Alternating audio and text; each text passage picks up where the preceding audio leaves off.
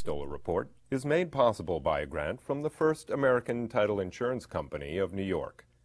The First American Corporation is the nation's leading diversified provider of business information products and services that impact the major events of people's lives.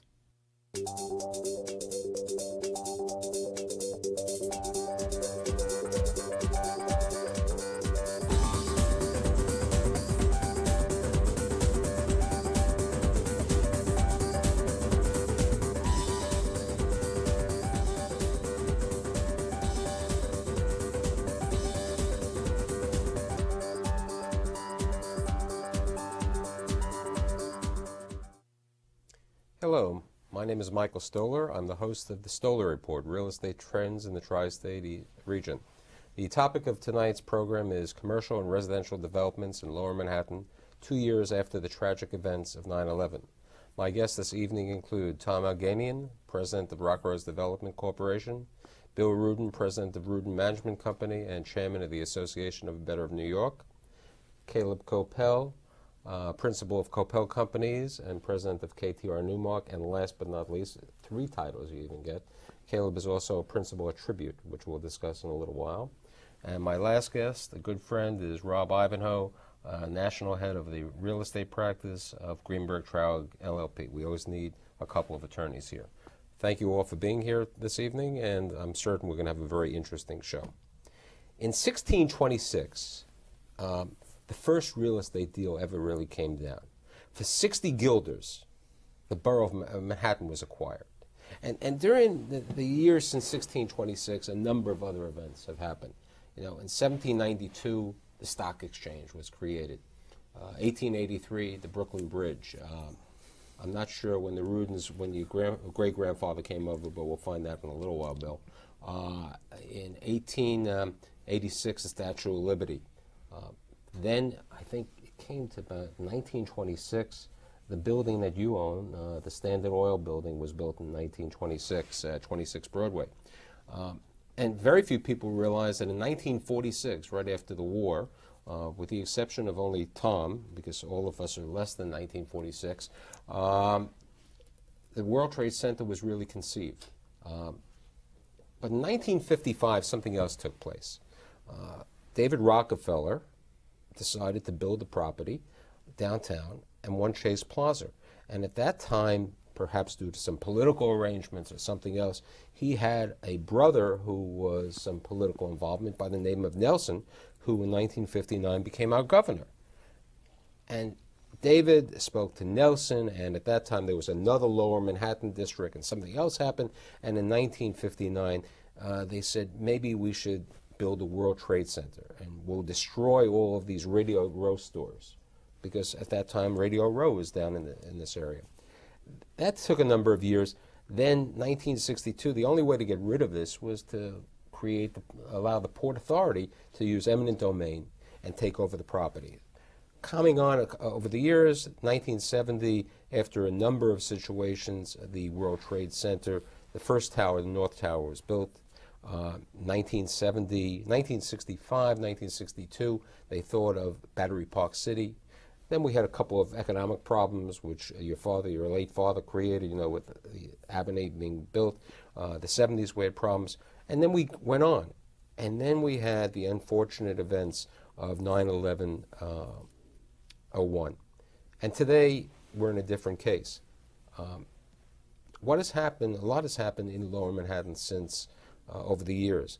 And one of the big items that people always said, and we have right over here, we have a residential and commercial developer owner. We have a residential commercial owner developer. We have the same, and then we always need a council who represents everyone. A lot has happened in Lower Manhattan. But what's happening today? Tom, what do you see happening in Lower Manhattan? Well, I see a lot more residential activity in Lower Manhattan. I think most of the development for the foreseeable future will be either new construction, residential, or conversions, primarily because the office market's so weak, and even with very large subsidies, very unlikely that someone's going to build a new speculative office building. But in a way, you were the visionary in 1994 when you did the first conversion. Yes. Okay. Tell our audience a little bit about that. That was a similar economic situation for downtown when we did our first conversion, because the office market then was very depressed. There was no market for older Class B, Class C office buildings, even some very large buildings, magnificent architectural buildings. And at that time, Giuliani created the Lower Manhattan Plan, and one of the things he decided was, and I agree with this, that you needed a 24/7 community downtown. It wasn't really, the idea was not to encourage residential for its own sake, but as a way of supporting the area as a commercial district. The idea would be that by having more residential, then the retail would be able to stay open later. And one of the things office tenants complained about downtown continuously is lack of good retail. So by having a residential population, then... But didn't we have, I mean, 1994, the Trade Center was open. I mean, when the Trade Center initially opened, we had a different time, okay? The Trade Center basically was an economic failure at the beginning. We had mostly governmental, and it took them many years. But 1994, you had substantial retail down at the Trade Center, right, Bill? Well, I think it was really, the mayor's plan really started in 1995.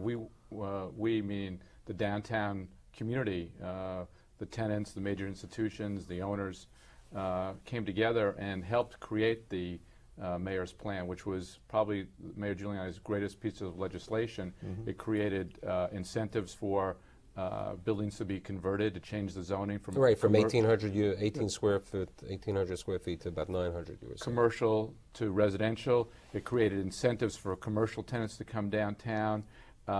It lowered energy costs. It did all the right things that allowed owners to take advantage of the low cost of being able to buy properties, because it was depressed prices, and people with vision like Tom were able to buy properties, risk their capital, and convert them to residential. While we had a building, an empty building on Broad Street, and we turned it not into residential, but wired it and turned it into a technology building. Right. That was with Drexel. Drexel was the lead tenant. They had gone bankrupt in the early 1990s, and it sat vacant because there was no commercial market, as Tom mentioned, from 91 to 1995. We invested our own money because if you mentioned bandwidth or a technology company in 1995, I said, what was this? What were we talking about? I didn't even know what internet was at that time, right? And everybody said, well, we don't want to be downtown. There's no residential. There's no restaurants. But we took the chance. We made the investment, and literally within 18 months, we took an empty building that was antiquated, wired it, and made it the hottest building maybe in the country. Rented it up. Went from rents from $15 a foot, eventually went up to $30 a foot. But I think Tom saw what we were doing, other developers saw what we were doing, and said, hey, maybe we should make an investment in downtown. And it took turned lemons into lemonade and created a whole environment downtown that people were attracted to. Young people were coming down. And we were doing, I think, very, very well in terms of changing the perceptions of Lower Manhattan. And after 9/11, I think now we have a great opportunity, and the tragic events, it was horrific, but we have an opportunity now to do what you were talking about in historical perspective, talking about the Trade Center and all the Brooklyn Bridge. We need to invest in the infrastructure of downtown, and I think the mayor and the governor have articulated a wonderful vision to redevelop Lower Manhattan, just not in the World Trade Center site, but for all of Lower Manhattan, bringing people from Long Island and the airports, from Newark to JFK, making those connections. The PATH station's about to reopen in a few weeks ahead of schedule. Those type of investments are critical for the long-term viability of Lower Manhattan. And just like the Trade Center, when it started off, it was a major visionary step. And in the long term, it was wonderful. By the late 1990s, it was almost 100% leased with major companies. It provided wonderful environment. You asked about the retail. The retail mall in the Trade Center was probably the highest grossing per square foot stores in the country. They were doing unbelievable. And I think you'll see that come back. And I think you've already seen it come back with Borders Books opening up and new restaurants. You go to Stone Street today. It's amazing what's going on. But, you know, 9/11 happened, but prior to 9/11, we had been seeing a change anyway. You had vacant space in your building, you had vacant space in your building. People were moving out of there, financial industries were leaving anyway. Well, I think that there was the tech bubble was just happening then, and there was definitely a downturn. But we need to be able to reinvent, downtown and be able to attract other industries and other companies. And our business is cyclical, and it's only as good as the economy. But I think, if you put the right platform in and you do the right infrastructure, then companies will take advantage of the pricing, the workforce, people who live in Brooklyn, New Jersey, Staten Island. At dinner, we were alluding, and discussing, where do people work? Where do they live when they work downtown? And one of the questions we had was Rob, whose your firm has a 200,000 square foot office in Midtown, in the Pan Am building, which is very interesting. There was an article in 1964 when they announced the Trade Center, and they were saying, what were rents going to be? Do you have any idea? I have the article here. What the rents were at the Pan Am building in 1964? It was the newest building in town.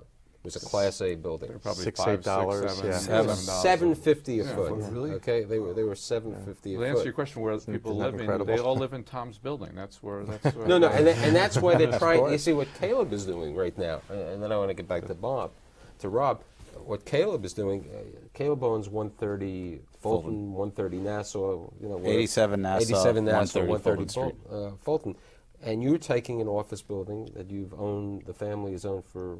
Since the 50s. Since the 50s, and now you're trying to compete with Mr. Alganian. Well, we're really not competing with Tom because he's doing rental units and we're doing condo units.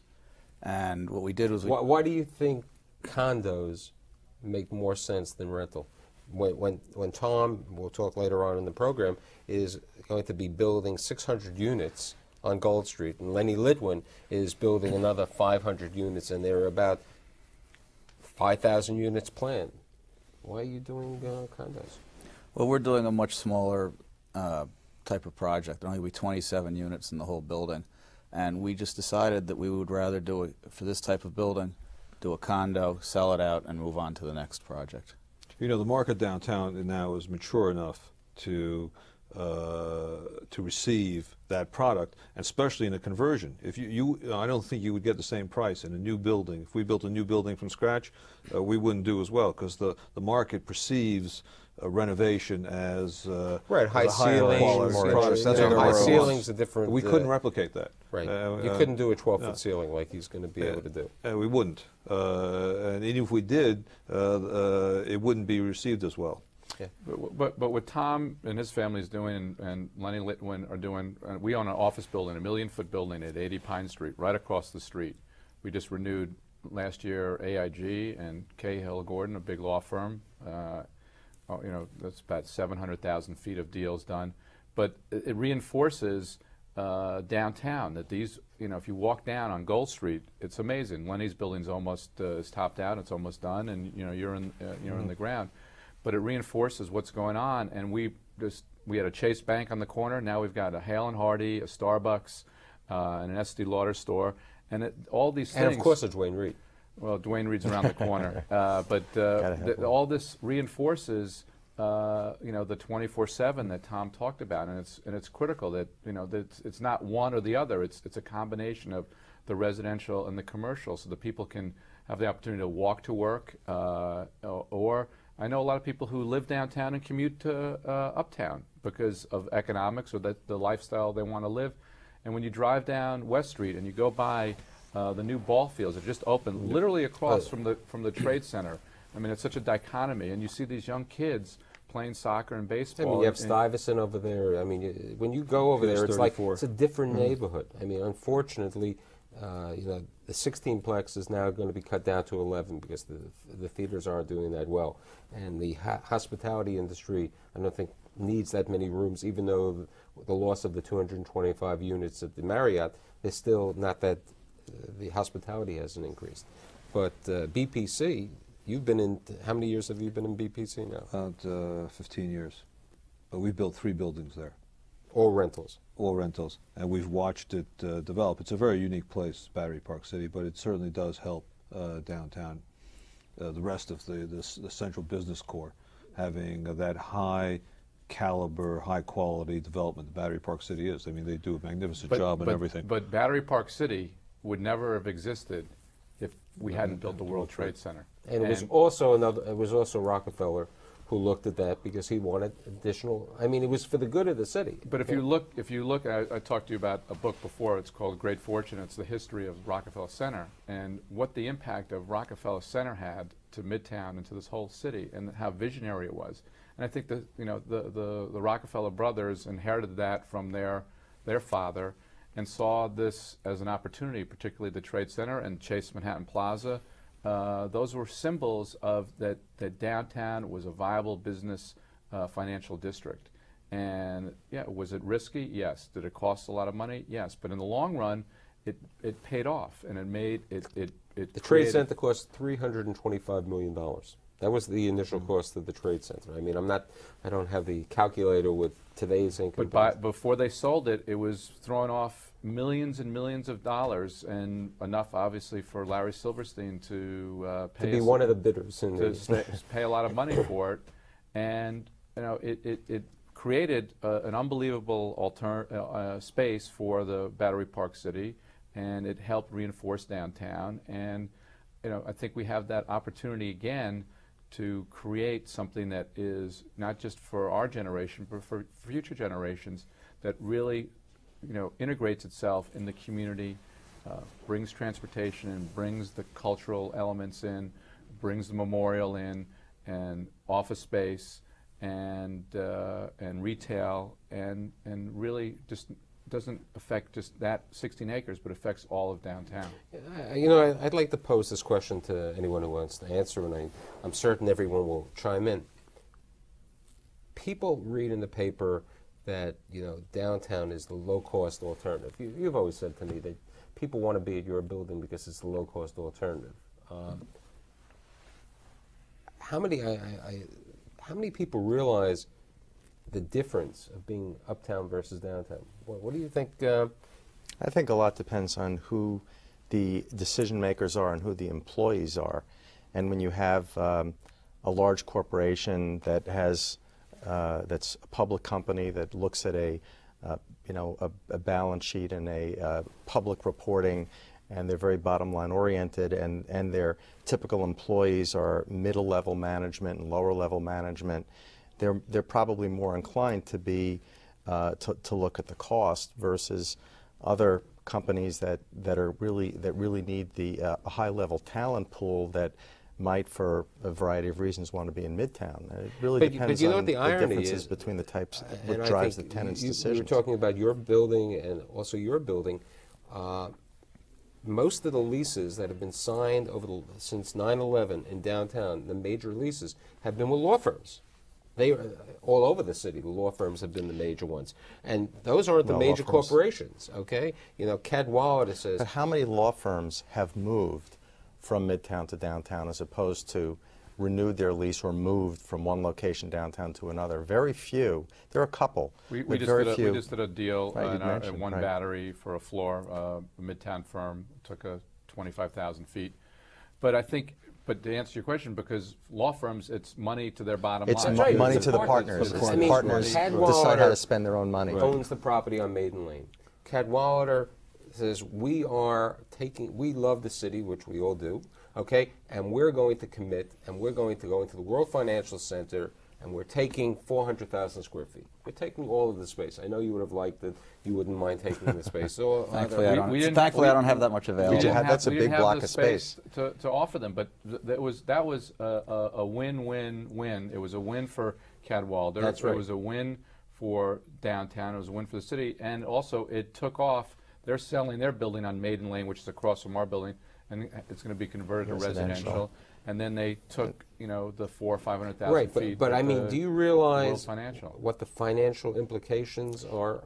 I mean, They're a what little incentives bit. They're a little gaining? bit different. There are other incentives and other motivations that you probably that you may not be aware of, which is a very internal to a law firm motivation, because the actual owners of the real estate of 180 Maiden Lane are not necessarily the existing partners, and it doesn't reflect the existing partnership. So as time goes on, from the point where a law firm owns and develops a building, and around the country there are a lot of law firms that own their buildings, and unless they keep revising the ownership structure to parallel the ownership structure of the law firm, over a period of time there becomes a tremendous divergence. But that lease, though, is a long-term lease at very reasonable rents, and it locks in their cost for a long, long time. They get the incentives, but they have the grants. They have the commercial rent tax abatement. They were smart. They have the $2,400 per employee. I mean, and they're already used to downtown, and the partners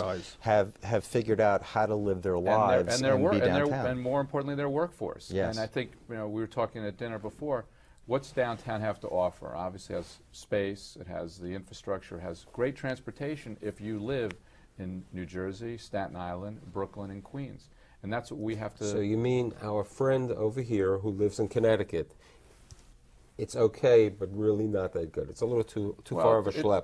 It depends. It's a trip. It would be a trip from... But you know what? People have been doing it for a long time, and it depends on your mindset, and it depends on where your employees are coming from, and it depends on what your business is. We're talking to... we have a block of space coming up at 1 Battery Park Plaza, top of the building, magnificent views. We're talking to a company, 60,000-foot tenant, and he said this is the only place for us to be downtown, because our employees are there downtown now, and our employees are all... We would lose 60% of our workforce if we moved to Midtown. So it's all perspective of where you're coming from. If you've been in Midtown, yeah, it's a lot harder to move downtown, but guess what? Skidmore, Owens & Merrill, a major international architectural firm, they moved down in the late 1990s. Gensler has an office downtown. I mean, there are many firms. HIP is moving to but it relates to incentives. A lot of I mean, and overall costs. Overall costs. I mean, HIP is taking 520,000 square feet. UFT is doing a great deal. They're selling their property on Park Avenue South, not too far from your headquarters. They're going to convert that. You know, I think it may. Yeah, it's going to be high-end. It's a high-end condos. residential. So for them, you know, it's a perfect alternative, okay? But where was New York? A Gold Coast was created in Jersey City. Where was New York in the 90s? I mean, Lefrak is a very brilliant individual, okay? He was the visionary who Gateway. Did Newport. Okay, he did Gateway in 1982. He was the person who did Gateway. He then went to Newport, and as I heard his grandson 2 weeks ago speaking at the Newman Institute of Baruch, he was saying, you know, our grandfather, we said to him, maybe he was crazy. He said, my father Richard and my brother Harrison, and I said, Grandpa, what are you doing in this wasteland? Okay? But he was a visionary also, and you need... But we lost, what I'm saying is we lost a lot of business. Look we at were all those new arrogant and office asleep buildings. at the wheel in New York City. We Well, thought that we had so much Brooklyn things and going on. Metrotech, but that's my whole argument about, you know, you talked about, well, do we need 10 million feet of space? But we need to be able to have that when the demand is there, and if we don't have it, then we're going to lose. We're going to lose it again, and we're going to, you know, we lost Chase in the late 90s over to Newport because there wasn't any space. The Trade Center was full. We were at, you know, we went from 26% vacancy in the mid 90s to about 5%. Okay, and you know, so that drove people out then because there wasn't space. The costs were up, and so the silver lining is we have space, we have economic driven numbers for these companies to take advantage of, and on a long-term basis, we will be able to satisfy needs of companies as they grow and as they see the downtown, because of the residential, because of the culture, because of the transportation, is a viable alternative. And there'll always be a delta, a differential between Midtown and downtown. So which relates to Caleb's concept always of the low-cost alternative? Well, but well, it is a low, even without the benefits, it's a lower cost alternative than Midtown. It always has been. The benefits just exaggerate that. But, you know, everybody's forgetting something else about downtown. It's pretty down there. You've got it's beautiful. You've got Battery Park, you've got Bowling Green, you've got the walkways along the water. I mean, most of the buildings have some view of the water downtown. I happened to be at Caleb's building today. There was a broker's party, and someone said, he was showing the 5th floor, and a woman said, one of the female brokers said, this would be a great residence. He said, there's enough residents. Let Tom and some other people. But I mean, 26 Broadway has some great sites. But I want to talk about the culture, okay? There are things happening downtown. You know, you and your colleague, David Niles, have done a wonderful thing called Tribute. Why don't you tell everybody about Tribute? Well, Tribute is two things. During the day, it's a tourist attraction that has an art gallery. It's got a timeline of the history of the city of New York. It's got a couple of films about buildings being built, including the World Trade Center. But the centerpiece of this show is a 15-minute film called Remember, which is about life in New York City. And unfortunately, the 9/11 event's a small part of the show because it was you couldn't do a show about New York without it. And it's really quite moving. You saw it today for your second time. Billy, you've seen it. It's wonderfully done, a very, very, very emotional experience to go through, but I think it's a wonderful film. People who've seen it have described it as healing in some respects. And it recreates my partner's experience of living in New York and of being downtown on the morning of 9/11 and what he saw that morning. And it's exciting because it gives people who are coming downtown, tourists in particular, something to do. And it, you know, besides going to the Trade Center site and the Statue of Liberty. And you know something? I think that 2 weeks ago, before I did the show, I always like checking out the sites, the scene, you know, to find out what are the amenities that are going to be near you on Gold Street. You have the opportunity, people can have ordering from Wendy's if they'd like, you know, it's right next door over there. And I'm walking downtown, and Actually, let me interrupt. The hottest thing downtown is the subway that opened across the street. Okay, I noticed the subway. I apologize. That's Jason's with the slimness, so you know you can keep on the. Jared. I prefer the Atkins diet. Okay, but you know, what happens is, I'm there Saturday at about 10:30, 11 o'clock in the morning. I've never seen so many people.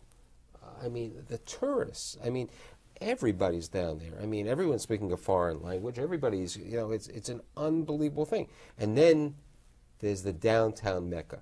It's really better than the museum. It's Century 21. And I'm telling you, it's a draw. It's a draw. No question about it. Okay, and Century 21, a couple years ago, I was asked to do some financing for Century 21. And I said to them, tell me what your per square foot rent is. What are your sales per square foot? They own the property, as you know, they may have, over the years they picked it up. And I found out that they are the highest grossing store in the world per square foot. People come from all over the world. Right. So, and that includes selling a pair of socks for $2 and going up as, you know, to a couple of $1,000s for some suits. But it's a destination spot. J&R Records is a destination spot. Tribute today is going to be a destination spot because in addition to running this magnificent program, and Billy, I agree with you, that exhibition, that film that David produced is dynamic. But there are other things that are happening downtown. If you walk down a little further, you can see the new Ritz-Carlton, the Museum of Jewish Heritage just opened up a 70,000 square foot addition. But something bothers me about downtown. Why didn't the South Street Seaport do well downtown? Well, I think a lot of people are of the opinion that it has kind of an artificial plastic feel to it. It's not New York. And it's not New York. It looks as, it could be in Boston, it could be in Baltimore, it could be in any East Coast city, and it doesn't have the real feel of the real New York. And it has tourists there, but not that many. And I think a lot of New Yorkers go there once or twice, and they don't feel that it's appropriate to go back as a regular. You know, it's not a real draw. It's not exciting. It's not dynamic. Within walking distance. Okay, I mean, I'm not downtown that much. Do you see the people going from the office buildings to go there for lunch, or? Well, I think, you know, I was downtown, you know, last week on a beautiful day, and there are people who you know, take a walk down and go to the river and have their lunch there. But we were talking before, Tom's building converted to NYU dorms. My nephew is a sophomore. He's from England. He lives there. He thinks it's the greatest thing in the world. They're a block away from the South Street Seaport. I mean, the young people want to be in New York City, and I think that's, you know, whether they're going to visit the seaport or they're going to go, you know, to Battery Park, or, you know, they want to be in New York City, and NYU's, I think, applications are up 15%. And, you know, just talking about, you know, what could have happened after 9/11, I mean, I, you know, was worried that, you know, the moving trucks would be packed up and people would be leaving the city. But the strength of our city is its people, and the people are dedicated to the city. They love the city, and they've put up with a tremendous, you know, level of pain and hurt, emotionally and physically. And we've come back, and I think all the positive things that were there before are still here, and even better for the future. So, you know, I think downtown has to continue to do what we've been doing. People have to come and invest and do the residential. We have to do our commercial part, and I think all the things that you know, South Street Seaport will get better as more people start coming down. Battery Park, LMDC has just given us $8 million to redo the Bosque.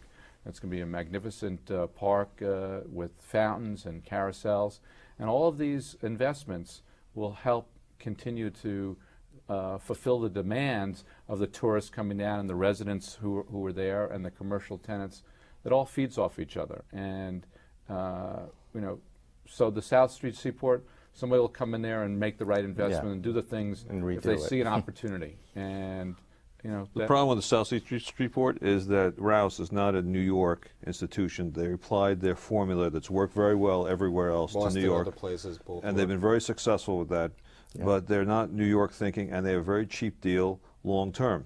So they have a long-term cheap deal. They're not incentivized to change, to do something to make it work, because they can limp along in this current state forever. But that's going to change also because the fish market's going to move out, and you'll see, you know, where those stores were, where the fish market was, you know, retail and residential and investments going to happen there, and I think you'll see. Hopefully they'll see an opportunity to redevelop it as things continue to progress down there and take their low cost and get more out of it by reinvesting some. Hopefully. They should. You know, hopefully. I mean, you guys would.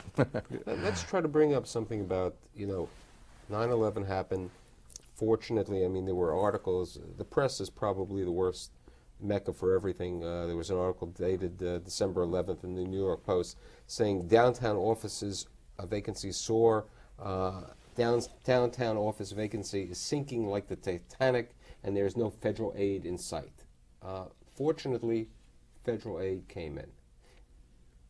Without that federal aid, and I'm really directing this to you, okay, and also to Rob, because Rob represents a number of developers and owners for residential. If that federal aid did not come in, do you think the residential market would be there today?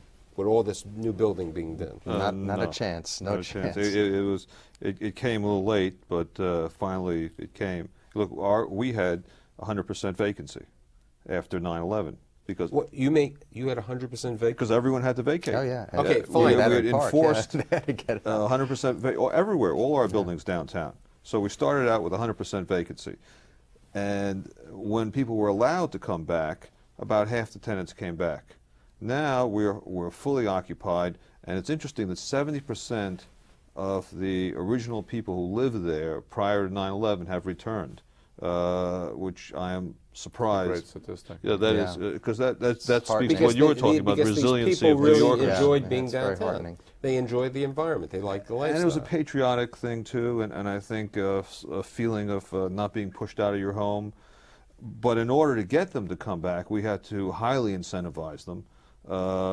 And then the thing that brought us up to full occupancy is really the LMDC's program of the rent subsidies. Without that, we would have been but sunk. that's over now, and you're still at But we have to, you know, the rent subsidies just ended on May 31st. Right. Okay?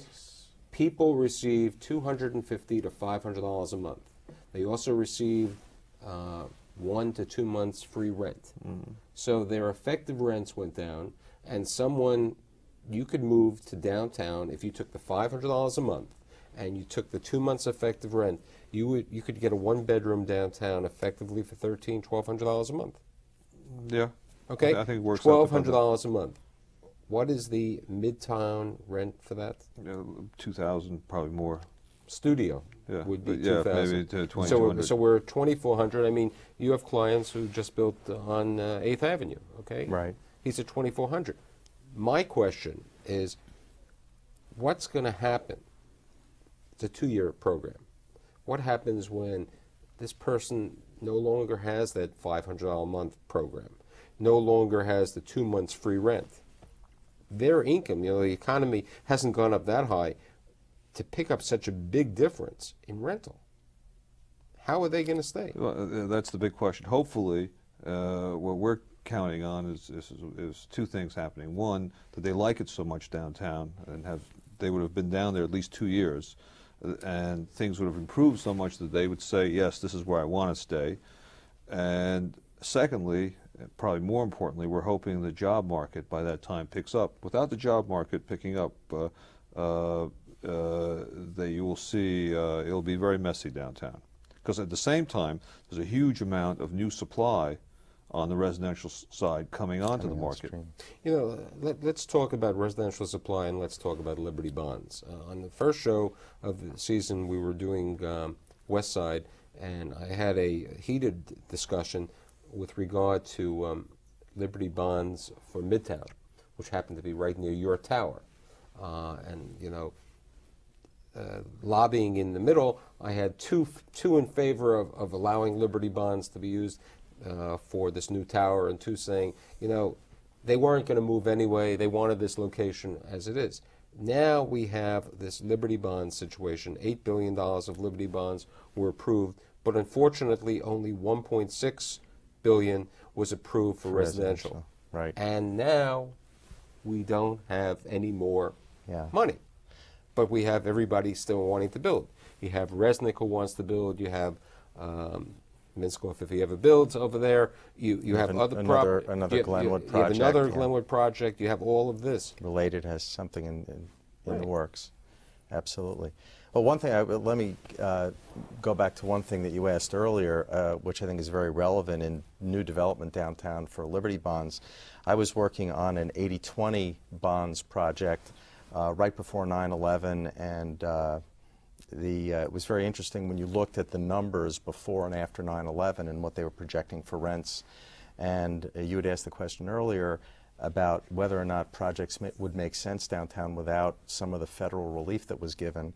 And after 9/11, I think there was a perceived drop in rents for residential properties from the mid-50s to the mid-40s.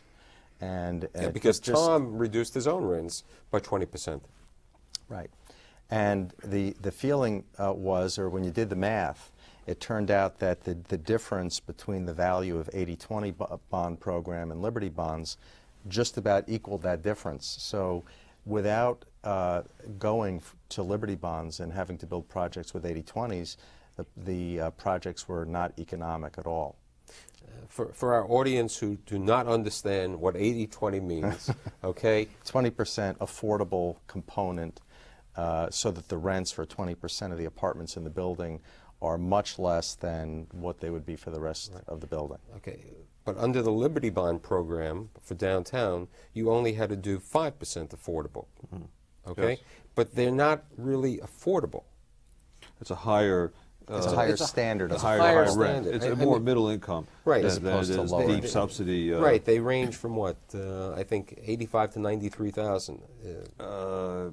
I can tell you, look, in an 80-20, a rent for a one-bedroom apartment could be $400 a month, and in the Liberty Bond program, that same rent for that apartment could be $800, which would the market rent for that apartment would be $1,800, $2,000. Yeah. Right, but I have a question. It's a pretty big subsidy, but on It Gold was bigger Street, in the 80-20. But on the Gold Street project, are you putting any affordable housing? no, we're paying, I think it's 3% into a fund. So you're paying the 3%. The programs are different. If you get your bonds through the state agency, in general, you should expect to devote 5% to this higher standard of affordable housing. And if you get your bonds through the HDC, then you're going to be making a payment which is used for the HDC to reinvest in housing, in low-income housing. Okay, it's just a different. But the housing that I want my audience to realize is not being built. The affordable housing that we're talking about is really not being built in Lower Manhattan. Am I correct? When you contribute to the fund, it could be anywhere. It could be anywhere in New York. If you do the 5%, it's on site. It's on site. 5% on site. But The most contribution of the projects, goes into a Okay. fund which builds throughout the city. So here's my question. Okay, you built your building in Times Square without Liberty bonds. Okay, Durst is building his building today with Liberty bonds. It was a different world. No, it's definitely You didn't have different. that. Okay, You didn't have that option. We're really getting to a question. But the property was originally part of the whole Times Square redevelopment, and there was a tax incentive deal already in place that put had real estate tax at a very low number. So there was. Right, everybody was the beneficiary of George Klein's 20 years of circumstances. Right, also. but that benefit went inured to our tenants, not to us. But if you remember, and even in 1995, 1996, we started the project in 1997. Times Square was still a question mark. Would a major international firm go over there? And they took a huge risk and took advantage of the market at that time, and Reuters negotiated a very good deal for themselves. Okay, my question relates to the fact that these Liberty bonds, which are building downtown in residential, okay, the Liberty Bond program was originally built that it had to go into the area of Lower Manhattan. Well, the legislation the legislation, when it finally came out, there was a certain piece of it that could be used for Atlantic Terminal for Bank of New York, other parts of the city, and there was it was supposed to be for people who were displaced, but that never got in the final legislation either. So $800 million outside the Liberty Zone for retail and commercial. Yeah. Right, with no real restrictions, and it really was under the discretion of the city. But the origin of that was, at that time, people were saying there'd be such a demand for space downtown that you couldn't build enough to satisfy all the tenants. Therefore, some tenants would have to go to Midtown, so we're going to take that amount of money and set it aside for Midtown offices. But not, couldn't build that much not downtown. one single dollar Yeah. is being used. Right? I apologize. I think $400 million is being used for 7 World Trade Center. For commercial, okay, right. That's the only commercial property being but done. the city and the state are going to go, and we will help them if they want to go to Washington and try to extend the time frame for when this money can be used. I think it ends December 31, 04. A year from now.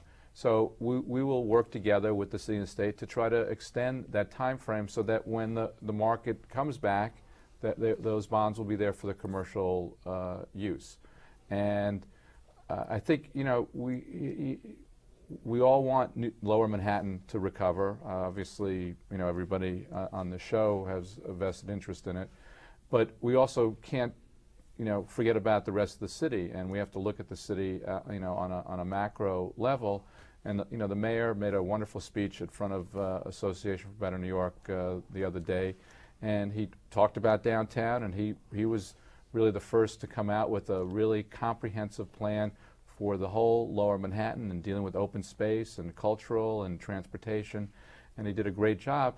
But he also, in his speech, talked about the rest of the city and the boroughs and how important it is to invest in those parts of the city for the long-term viability. We could easily pull back and not make investment, but and so Bank of America is making a commitment to New York. They're adding jobs, they're consolidating their offices, and would we have loved them to come to Lower Manhattan? Was there an effort to get them to Lower Manhattan? Absolutely. But for whatever reason, they decided they wanted to be in Midtown.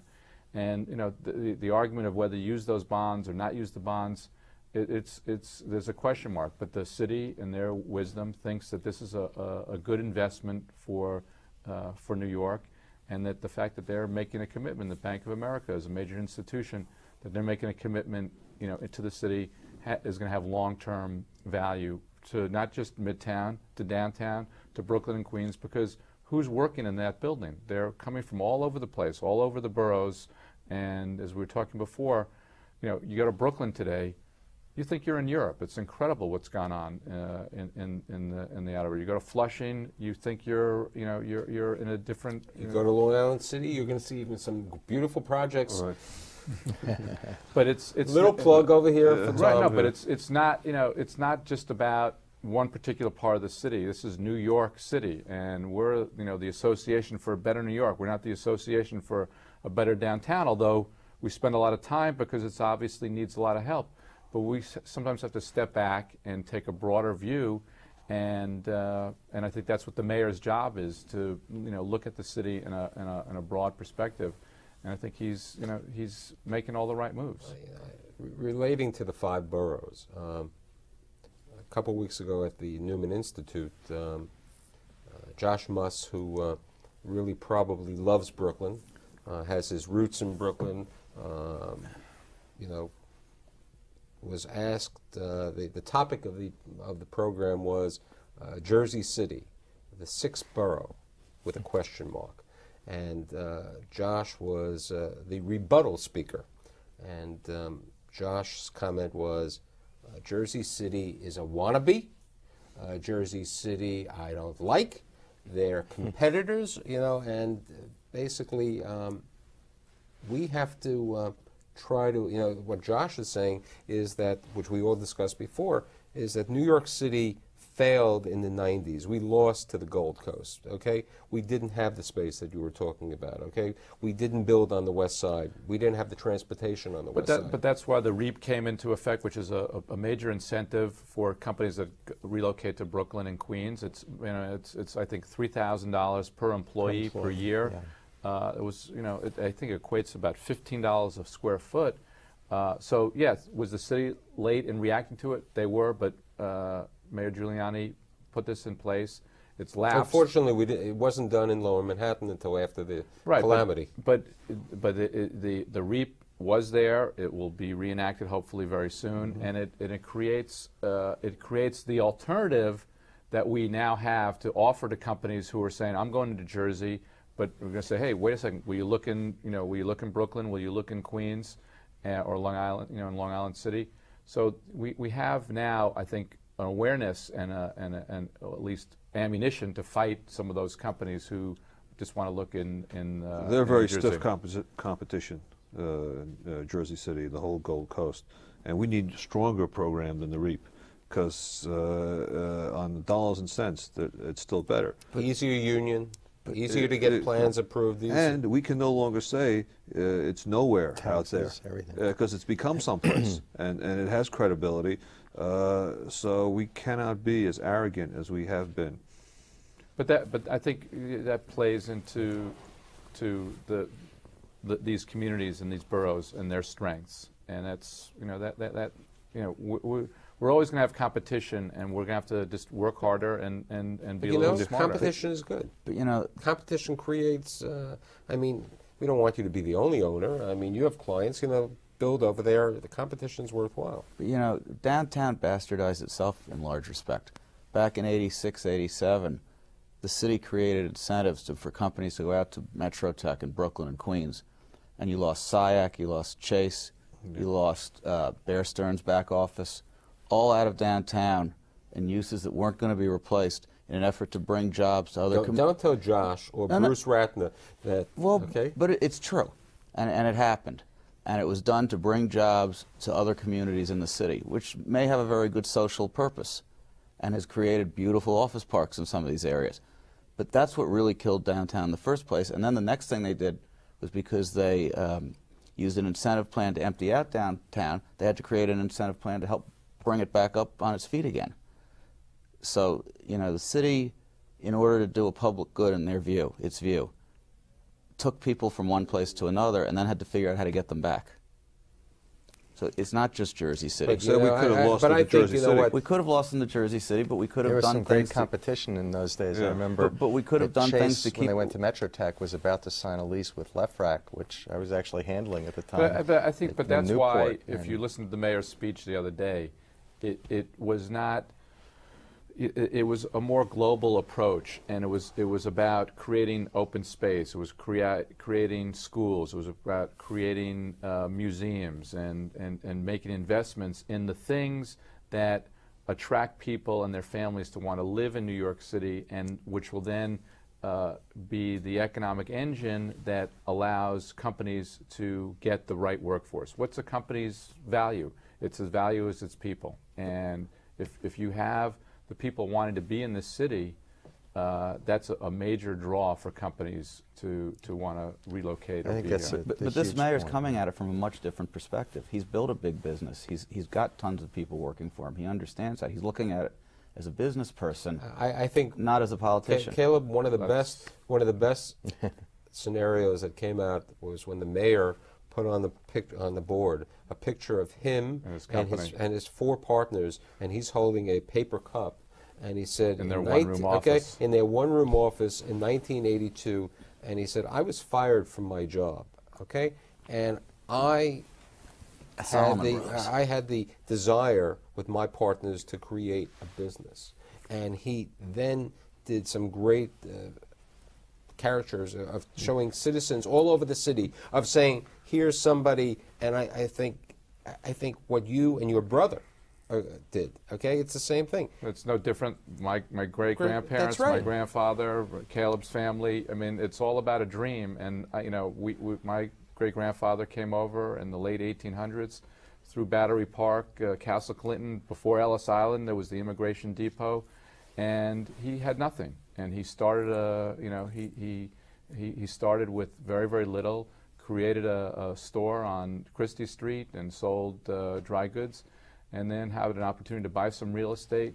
He moved his family into that building on 54th Street where he bought when there was Depression. My grandfather went to school around the corner on a building where we now have our major office building at 345 Park Avenue, and he built an office building where his father had owned this apartment, and it's about opportunity in the same. Very important office building. It's where the financing for most of the Liberty bonds comes from. Right. 641 Lex. 641 Lex. All right, sure. This administration is doing a great job. They've been very smart, and as Billy says, they're very focused on the infrastructure, and the long term, it's going to be great for downtown. And they're good businessmen. Just in what they're doing, for example, in the streets in downtown New York, they're digging up the streets in a systematic way, changing all the fiber, all the water, all the sewer. I know, I was down today on William Street. It's a big mess now, but in the long term, it's going to be doing fabulous. they're only doing one block at a time. They're closing. Right. But But you ordinarily, in New York City, first they dig up the street, put in the fiber. Then they come back next week, dig it up for the sewer. And these guys are smart guys and going at it in an organized way. I think, Bill, following the tradition of what your father found in 1971, with the association, then all of you being involved with the Alliance for Downtown Business, coupled with the bids. Not just business, for the whole of downtown. No, the Alliance for Downtown, okay? And the bids. I mean, this is what's really fueled downtown. When you did the incentives, I mean, when you created the, you took a building, the new media business. I mean, there was no media business. Right, there was no media business, and I think we created an industry, and we proved that everybody was talking about in the 90s, well, cities are dead because you could take this technology and you could be, on a mountaintop and work at home. But what we found is that people like to be with people, And just like we're sitting here talking, they want to be on Stone Street on Thursday night having a drink with their workmates and their friends. You know, just an interesting about the new media. I was doing some consulting in the late 90s, and I was 2000, and I had never really spent much time in my life downtown. I was always in Midtown, and it was something new.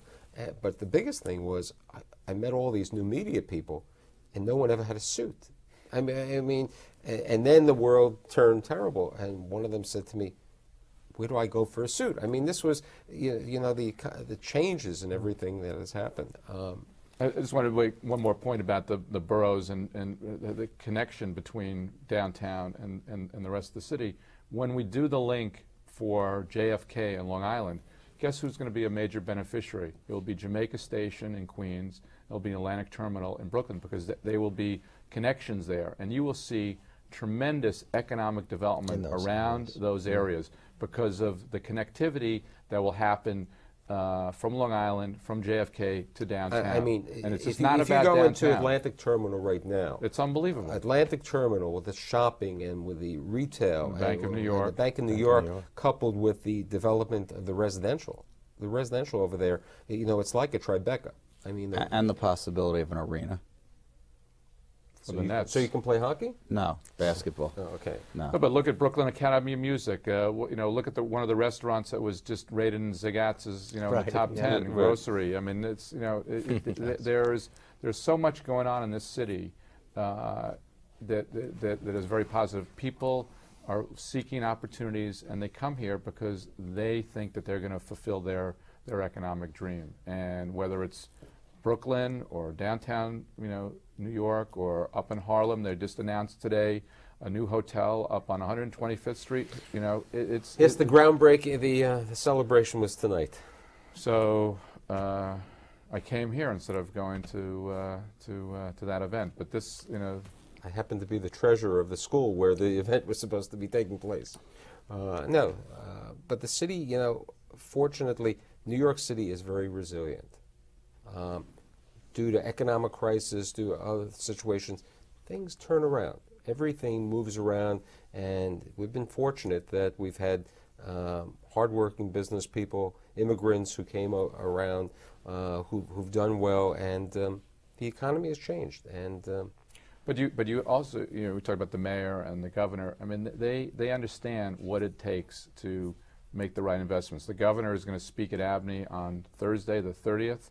6 months after he made his speech downtown, he's going to give a report and show that he set up timelines for some of the infrastructure. Path Station is going to open up a month earlier. He's going to talk about, you know, where he was and where we're going, and I think that's, you know, that's, you know, a positive. At this time, I'd like to thank all of you for appearing this evening. Tom Alganian, Bill Rudin, Caleb Coppell, and Rob Ivanhoe. And to show you that Bill was kind enough to give every one of us at dinner an apple, I wanted to show you my feeling that we all love New York. Thank you. Thank you. We And downtown will survive, and I Thanks. just know it's going to survive, and New York's Yeah. going to survive. Good night. Thank you.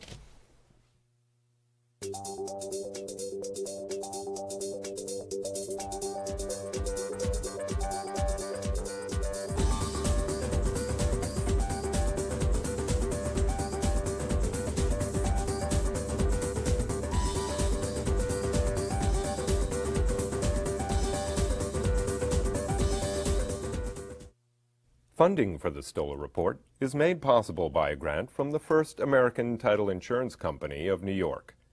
The First American Corporation is the nation's leading diversified provider of business information products and services that impact the major events of people's lives.